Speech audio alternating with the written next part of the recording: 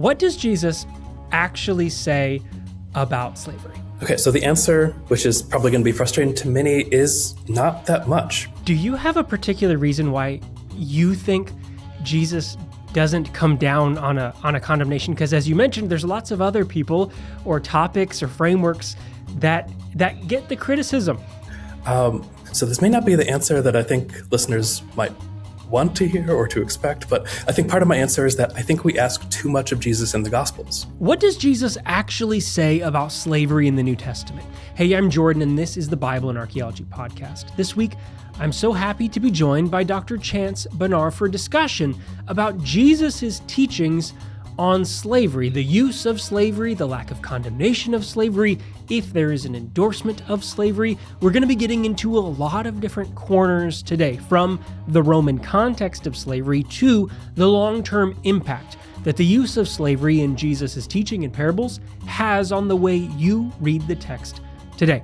Remember, for early access to ad-free podcasts and exclusive bonus content, you can join us over on Patreon. We are Bible and Arc on Patreon. But for now, settle in for our discussion all about what Jesus does and doesn't say about slavery. Chance, thank you so much for taking the time to come and talk today about a topic that definitely has no one's interest at all. We're going to be talking about Jesus and slavery and what Jesus does or doesn't or never did or always did say about this. So thank you so much for taking the time to come and talk about this today. Yeah, thanks for the invitation. Happy to be here. Can we start with what is the simplest and the most complicated question out of all of this that we're going to need to unpack significantly? What does Jesus actually say about slavery? Okay, so the answer, which is probably going to be frustrating to many, is not that much. So slavery was very much a part of Jesus's socio-political world, but it's not really a topic that he directly addresses or tackles head on. We know that, for example, that Jesus talks about slavery a bit in some of his parables, and we know that he, in these cases, uses the lived experiences of enslaved persons and enslavers to provide his followers with moral or theological lessons. And we know that he encountered and interacted with enslavers and enslaved persons, but he doesn't, at least in what we have in the Gospels, doesn't talk that much about the topic. And we're going to unpack a lot of those examples, because I think regardless of where you're coming to this from, whatever you've heard, those are the types of things that people will point to build one side of a case or another about what Jesus thinks about this, which is a whole other conversation as well, whether we can know what Jesus thought about anything. But can I ask, in this framing here of says less than we think, does that surprise you, or does that feel significant to you as a scholar looking back at this, that we have these moments where the topic comes up, as you mentioned in parables, or is naturally being run across, and yet is absent in the ways that it is absent? I think so. I think one of the things that it does for us is it exposes kind of this common treatment of enslaved persons in antiquity as kind of invisible and hypervisible, right? They're always there, ubiquitous, they're in the background of all of these gospel scenes in so many ways, and yet aren't often kind of the main characters that our gospel writers are talking about. So in some ways, it should make us question, who's present beyond the main characters in the text when we're reading gospel narratives. That this kind of silence or invisibilization is also part of how enslaved people were being treated. Can you say more about that? Because this is a thing I want to get into before we turn back to some of those. Let's look at maybe some parable examples. When we're thinking about slavery in the context of this conversation, what are the parameters or things you think that the listener needs to set up in their mind when we are thinking of the way that these texts and the people represented in them would have been thinking about or interacting with slavery as a practice, as a concept with enslaved persons? Because this is a thing that has an immediate framework that can come to mind in the hearers, depending on where you're coming from, but some of that does not transfer, or some of it does transfer onto the world that we're talking about. So when we're looking back at the world of the Roman Empire and slavery, how do you set that up as a thing that we should be thinking about? Yeah. So especially really common for us in modernity is when we hear slavery, we're thinking like transatlantic slavery. Yeah. And to clarify, like, what does transatlantic slavery versus Roman slavery look like? We shouldn't think of these as the same thing, but also not totally divorced from each other either. That Roman chattel slavery is pretty similar in many ways to transatlantic slavery. For example, both involved legally classifying humans as objects or property. Both involved slavers having nearly unlimited legal and social power over the treatment of enslaved persons, including, bodily punishment, including sometimes torture, sometimes execution. Both involved stripping people from their kind of kin and their cultural contexts, right? That, for example, in ancient Rome, enslaved persons couldn't legally marry. They couldn't have heirs. They instead became members of their enslavers' familia. Familia, of course, we translate as family from Latin, but familia meant this really broad, capacious category that included both children, spouses, parents, but also enslaved persons and freed persons or formerly enslaved persons who were still kind of attached to the household of their former enslaver. And of course, Roman slavery wasn't based on skin color, like the enslavement of people of African descent in modernity, but it was based on these kind of perceived geographic and cultural differences. So for example, like Romans really didn't enslave Romans that much, but they did enslave Gauls, North Africans, Jews, Syrians, this was still based on cultural difference. And that another big thing that comes up often when kind of talking about or comparing, contrasting transatlantic slavery with Roman slavery is that often we hear this idea that Roman slavery was nicer because people could be manumitted more often. And that's true in a sense of that manumission rates were higher, but also manumission didn't mean that you escaped your enslaver in the Roman world. There were still these other kind of legally enforced obligations that people had to their enslavers, even after they were freed. So when you're setting up this context of a vast system of slavery in the Roman world, how, I guess, widespread is this as a thing that if we're thinking of the context of the Gospels, we're within a part of the Roman world, but maybe not, you're not in core Rome here.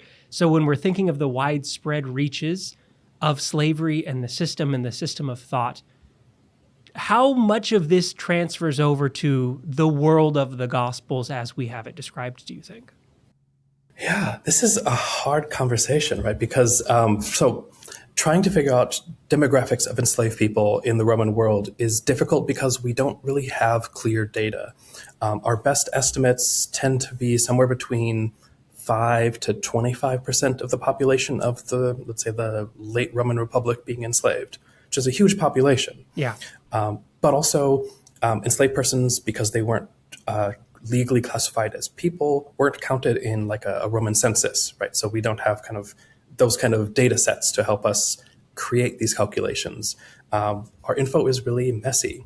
And we know that there are certain places that are, let's say, that have higher populations of enslaved persons, higher concentrations of populations of enslaved persons. So this would be in urban centers, right? Like Rome would be teeming with enslaved persons, living all over, working in kind of the urban villas of rich Romans, being on the streets, doing different types of work, and also on rural villas. So things that is the equivalent of like Roman plantations, especially in rural Italy and Sicily.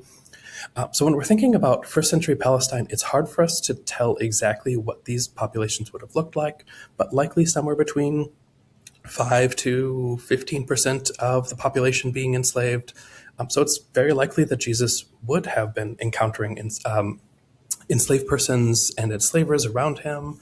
And I mean, even in our Gospels, we get instances of this where we believe this to be the case. Just to give a couple examples, right? Jesus encounters the centurion and his enslaved person in Matthew 8 and Luke 7. Herod has enslaved persons in Matthew 14. Of course, famously, the Jewish high priest has an enslaved person that in some of the Gospels, Peter cuts the ear off of. And we have these men who are carrying a paralyzed person on a mat in Mark 2 that may also be enslaved. It was very like a common function of enslaved persons to physically support their enslavers and kind of function as like a prosthetic limb for them if they needed help with mobility. So we at least know from the Gospels also that there are some enslaved persons and enslavers that Jesus is coming into contact with. When we're thinking of, as you mentioned here in that Roman context of a higher density in Rome itself or in some of these locations of wealth, would that system transfer over so that we would have these clusters of higher densities in highly Romanized places or around people like Herod, in this function? So it might be selectively more dense than in other places? Or is this really one of these systems that, because of those locations of density, just kind of spreads everywhere and is all over the place everywhere that you're going? We probably would see more enslaved persons in urban areas of first century Palestine, but also because of how both Hellenized and Romanized first century Palestine was by this point, people would have been very familiar with Roman notions of slavery in the time period, and would have participated in them as part of the kind of broader expanding Roman Empire. And maybe just to give some examples of like how affected Palestine was at the time by slavery and displacement. Yeah. I mean, even if we go back to, let's say, 2 centuries, Second Maccabees tells us about how 40,000 people in Jerusalem were enslaved by Antiochus IV Epiphanes, the one who famously is the reason that we celebrate Hanukkah. And after him, we have the Maccabees of the Hasmonean dynasty, where Josephus tells us as a Jewish historian, that John Hyrcanus and Alexander Jannaeus, two of the Hasmonean rulers, as they were expanding their territory and creating this kingdom of Judea, were enslaving people from cities like Sebaste or Rafia, which is modern-day Rafah in Gaza. Then the Romans get involved in this too, that after Pompey takes Jerusalem, Cassius, another famous Roman, comes because he's fighting against the Parthian Empire. He needs some money, and he ends up enslaving 30,000 people in Galilee. And does the same. He comes back after Julius Caesar dies and enslaves even more just north of modern-day Ramallah and at Emmaus. And even the year that Jesus is born, the Roman general in the area, Varus, burns down the city of Sepphoris in Galilee and enslaves its inhabitants. So when we're thinking about kind of the social world that Jesus lives in, right, we're also thinking about a place where over the last 200 years, hundreds of thousands of people had been enslaved or displaced. Some of them may have been taken out of Palestine and taken to do domestic or agricultural work over in Sicily or Italy. Some would have been enslaved to Greek or Hasmonean or Roman elites and had to labor for them in Jerusalem. So it's part of the social world that Jesus is navigating. When you're talking about these, you use the phrase Roman notions of slavery. And what you're laying out here is we have a lot of these, as you mentioned, taking people that the Romans would identify as others. And Romans aren't enslaving Romans, but they're enslaving these groups as a part of this. When we're looking then at this world, would the audience that Jesus is talking to have had enslaved persons on kind of a broad scale? Because as you're laying out here, right, these groups are coming in and enslaving populations that are local here. And Jesus's audience seems to be fairly mixed depending on when or what text you're reading here. You might be talking to a Roman centurion or you might not be. So this audience has an exposure to enslaved populations, but would they themselves have had this kind of same spread of density of having slaves within their own households? Or is this kind of one of those places where they're interacting with it, they're aware of it, but they themselves may not be participating in the system because they would have been one of those groups that would have been seen as someone the Romans would have had been okay with enslaving? Difficult to answer. The hardest thing about this is part of this is trying to unpack, right, who are the audience of the Gospels, who's writing the Gospels, right? But maybe a trap question to start there before we could come to the other part. Yeah. And so I tend to follow Robin Faith Walsh's work, where she is arguing that it seems like the people who are writing our gospel literature are already relatively elite. These are people who are well-educated, who are kind of well-trained in Greek and Roman thought. And so it's very likely that they were already kind of part of this world of enslavement, aware of it, may have had enslaved persons themselves. I think this is also really complemented by recent scholarship by Candida Moss last year in a book, God's Ghostwriters, made really clear to us that enslaved people in antiquity, especially in the Roman world, were often the ones who are doing scribal work, who are doing literate labor, and that it's extremely likely that most of our New Testament texts were written by enslaved persons, at least physically, right? That they were composed by enslaved persons, that they were probably dictated from someone else, an enslaver. So it's likely that at least some of the audience of our Gospels would have been people who were enslavers, who participated in kind of this broader Roman Mediterranean practice of slavery, but also that at the same time, people beyond the Romans were enslaving people too, right? There are Greeks who are enslaving people at this time in Roman Greece. There are Judeans who are enslaving people in Roman Judea.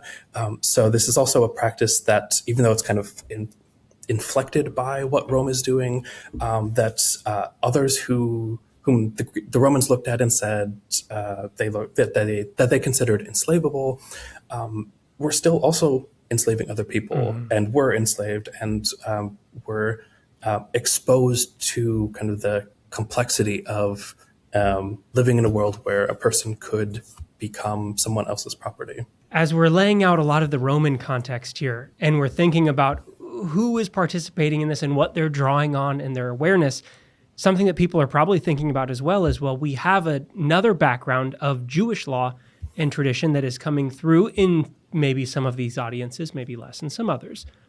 When we're thinking about adding that into the mix, before we can turn to some of these teachings that are drawing on both or different strands of this, how do you see that history? Because you've already mentioned some about going back into texts like what is happening in Maccabees, that is drawing on or repurposing this practice of Jewish tradition and how it is different from the Roman practice of slavery, how it is very much in the same vein, and does that matter for how we think about how Jesus does or does not talk about this? Yeah, so slavery in the Hebrew Bible and the ancient Near East is a huge, huge topic. So we can only scratch the surface here. But I guess what's worth knowing, right, is typically if we're thinking about kind of ancient Near Eastern practices, especially predating the New Testament, typically enslaved persons were being bought and sold on more of like an ad hoc basis between individuals that looks a little bit different than like Roman slave markets, which are closer to what we might imagine in like the transatlantic world as well. And that often enslaved persons in the ancient Near East were doing domestic labor, or they were used as kind of like mobile capital, right? That you could purchase an enslaved person, send them to a creditor to kind of stave off defaulting on a loan or something like that. And famously in the Hebrew Bible, there's this distinction in treatment between Hebrew enslaved persons and non-Hebrew enslaved persons, that Hebrew enslaved persons are meant to be indentured, they're meant to be they can sell themselves into debt slavery, but they're released on the Sabbath year or famously in the Jubilee year. And that the latter, non-Hebrew enslaved persons, were typically treated more like chattel, right? This was lifelong enslavement, typically from conquest and war or being purchased.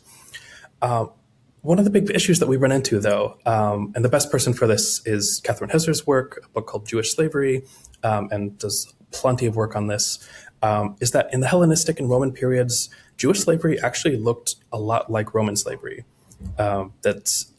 It seemed to be chattel slavery, typically of non-Jewish people, typically involved circumcising enslaved men and trying to integrate them to some degree into Jewish ancestral practices. And later on, when the Roman Empire becomes Christianized, there starts to be laws against this because Christians are really worried about enslaved Christians being circumcised and trying to be kind of converted to Judaism against their will. But it's messy because of this, both because Jewish slavery practices in, let's say, Hellenistic and Roman Palestine start to look a lot like Roman practices. They start to kind of transition over because of that influence of Roman colonialism. And also it's hard because we don't also have much evidence in the Hebrew Bible or beyond it in, for example, our papyrological record of Jewish enslavers actually freeing people on the Sabbath or Jubilee years and kind of doing what, for example, some of the Torah says is supposed to be done, which is to re-grant them their ancestral property. We don't actually see that happening that often. So it's also, right, when we're dealing with slavery, especially laws around slavery, we also run into this issue of we have kind of this legal ideal that's put out into the world, and then we have the on-the-ground practices of what people are actually doing. Yeah, always cycling back to just because it's written down doesn't mean that it happened as it was written down says it's supposed to have happened. Exactly.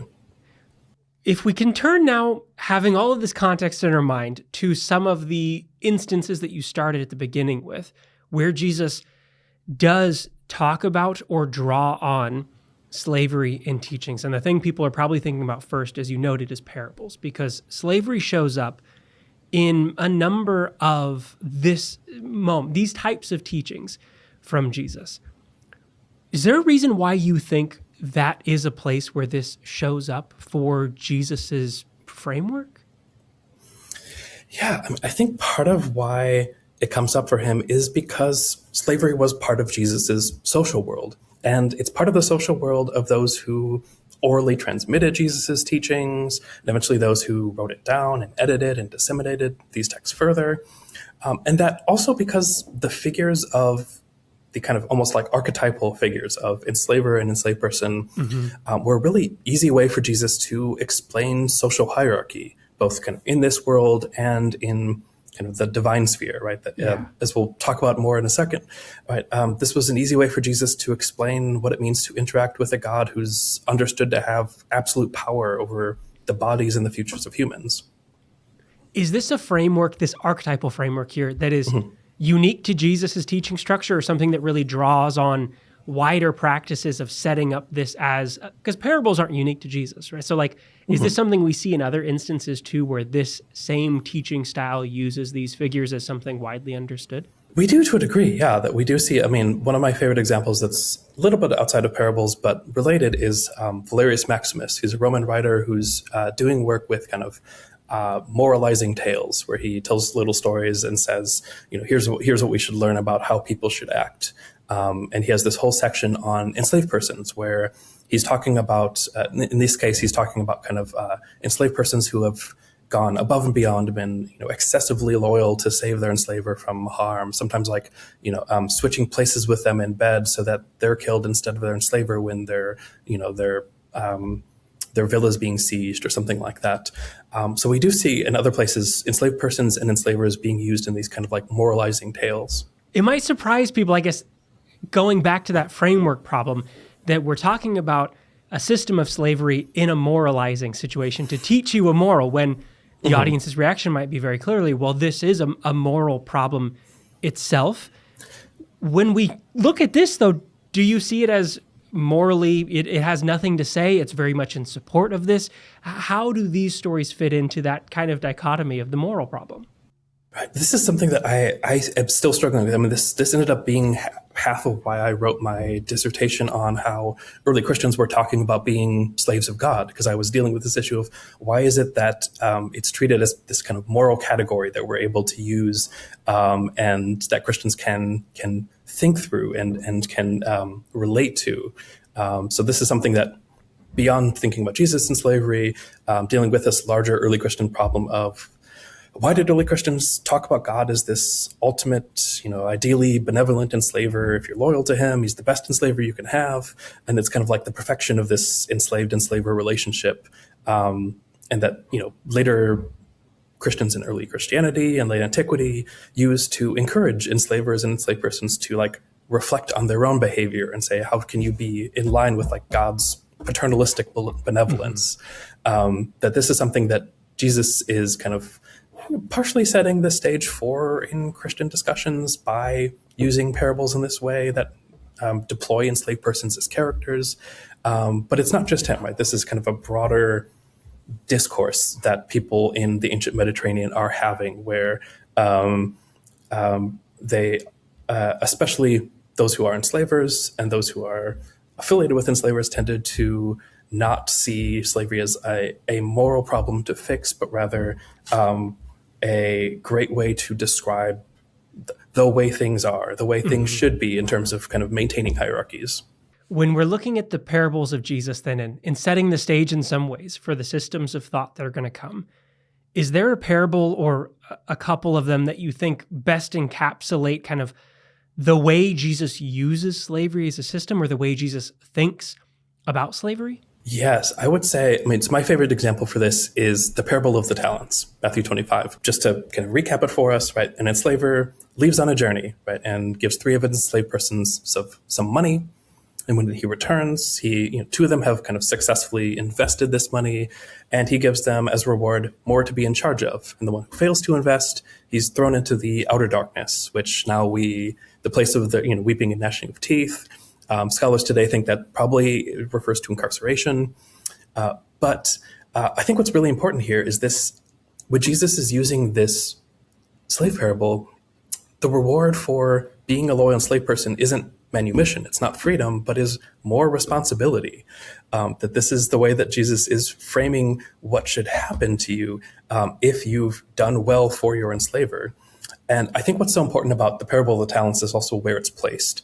So if you're reading through Matthew 24 and 25 together, there's a bunch of different things coming together, right? This is discussion about the importance of the apostles' watchfulness.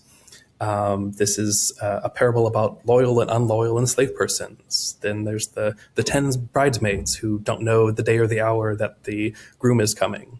Then the parable of the talents. And all of this is bookended by Jesus' discussion about the coming of the Son of Man, who has been absent and will return. And when he returns, he will punish and reward accordingly. So when you're reading all this together, you say, oh, okay, he's using these parables partially as in reference to this Son of Man figure who's going to come, who's acting like an enslaver, who's kind of divinely surveilling humans who are here characterized as enslaved, right? That they're being watched for what they're doing and not doing, and are being kind of either rewarded with more responsibility or tossed out when the Son of Man comes. When we're thinking of, is there a counter, I guess I would ask, to this one as maybe the one you'd put forward first, that gives either a different turn or an opposite to the way Jesus talks about slavery here, or is Jesus pretty consistent in the use of slavery in parables? In parables, Jesus is fairly consistent. And I think this is one of the things that makes this so difficult for us, right? Is that he uses these mostly as, I guess, actually, one of the things that might be closest to maybe an opposite to this is that, for example, the faithful and prudent slave manager of Luke 12 is a discussion around what does it mean to be put in charge of other people and to treat them relatively well in this circumstance until the return of the Son of Man. So it still is kind of within this same framework of being vigilant and watchful, but is at least giving a kind of a different perspective on the treatment of enslaved persons.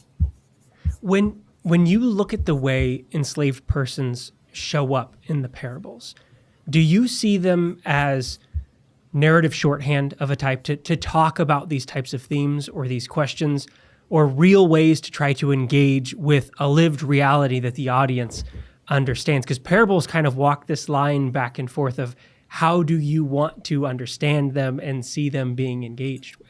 I typically read them as Jesus trying to give narrative shorthand to try to explain how he imagines divine human relations are supposed to function, right? Especially here, right, we're encountering him as this kind of, eschatological prophet, right? That he's predicting what's about to come with the Son of Man. He's predicting that the kingdom of God is coming, and is using these parables to try to explain a little bit about what that's going to look like when the Son of Man comes.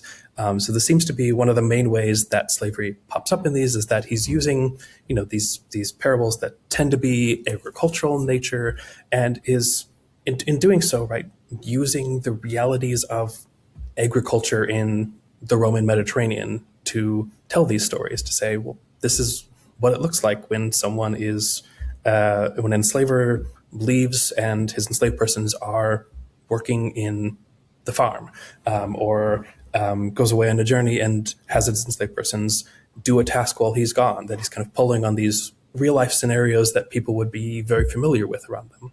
When you see people talking about these, I feel like oftentimes when the parables come up and when we're talking about a conversation like what does Jesus have to say or not have to say about slavery, these moments are the places that get attention, because here we have a series. Okay, let's look. Is there consistency? How are things showing up?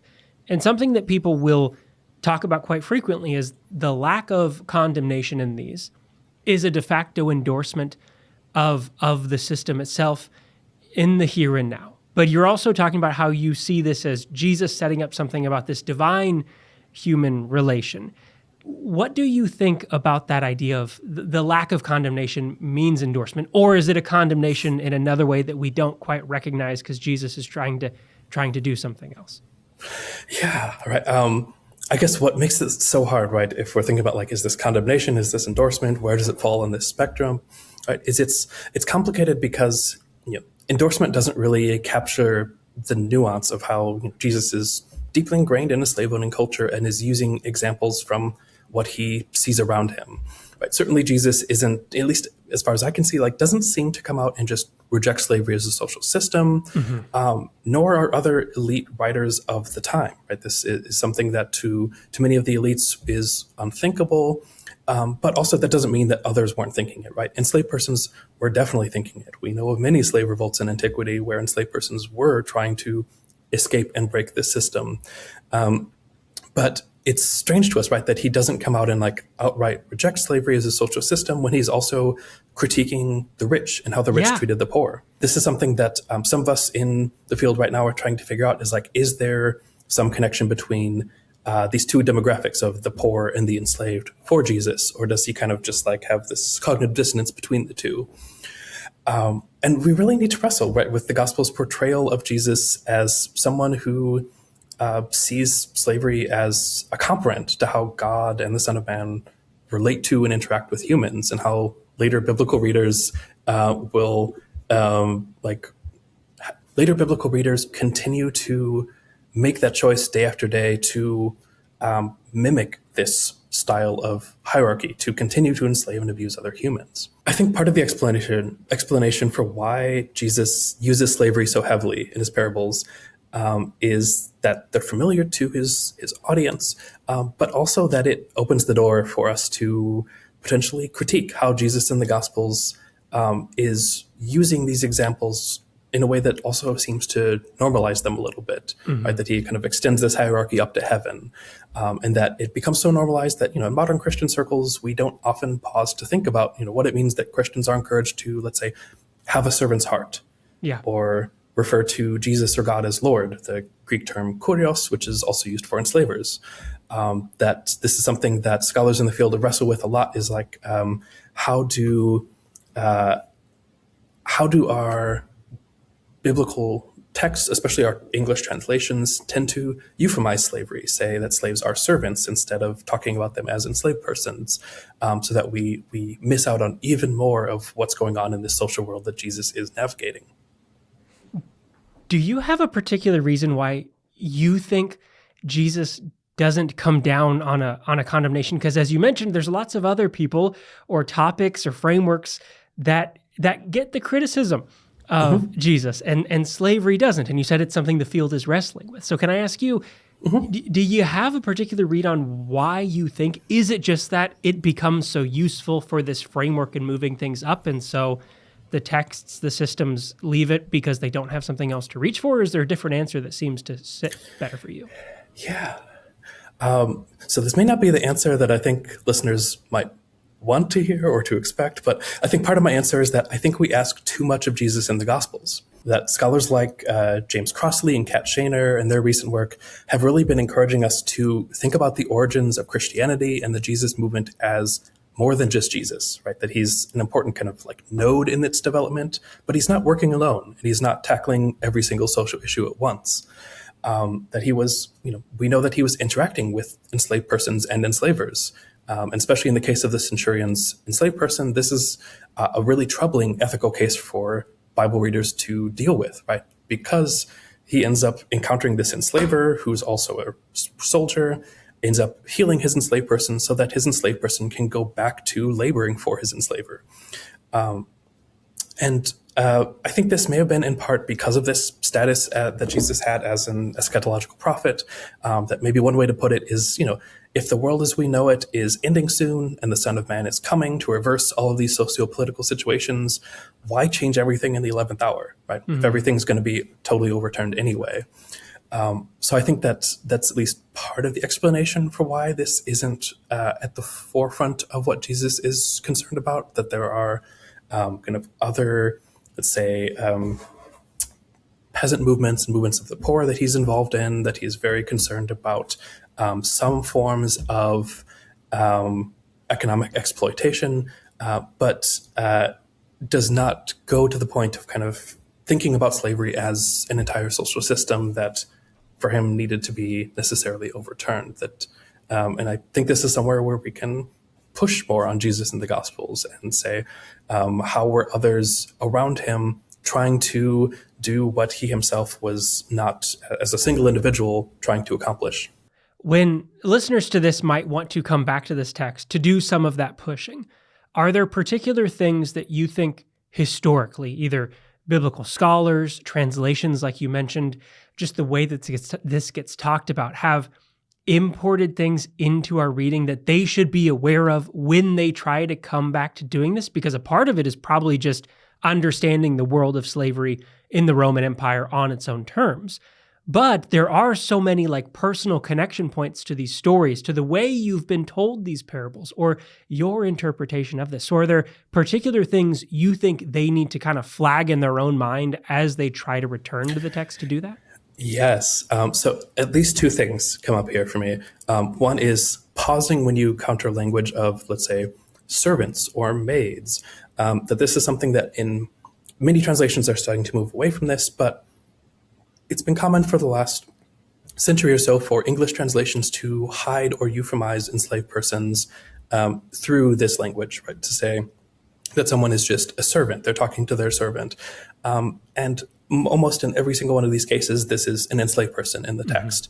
So I think part of it is pausing on what choices our English translators are making when they're translating biblical passages for us out of Greek. Another thing that I think is really helpful here is paying attention to like the secondary or tertiary characters in a New Testament text. So looking at like who's named and who isn't.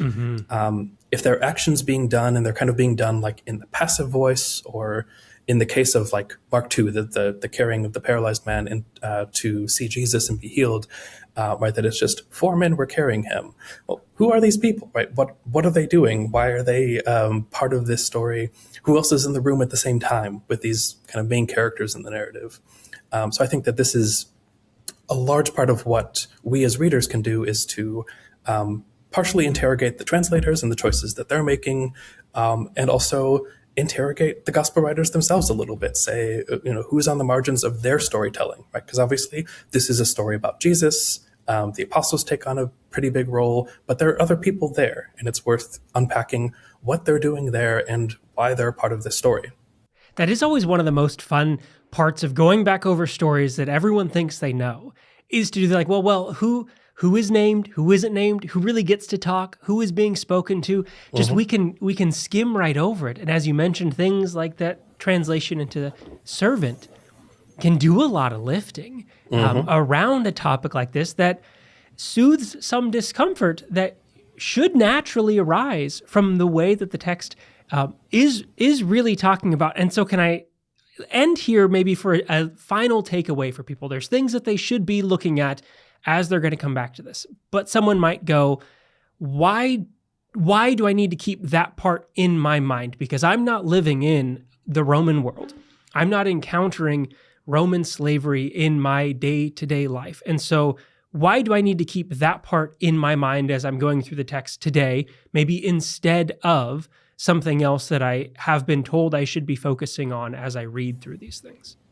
Yeah, I would say part of why we need to keep it in our mind is because the history of Christianity and the history of slavery are so intertwined, right? That these are texts that have been used over millennia to justify the enslavement of human beings.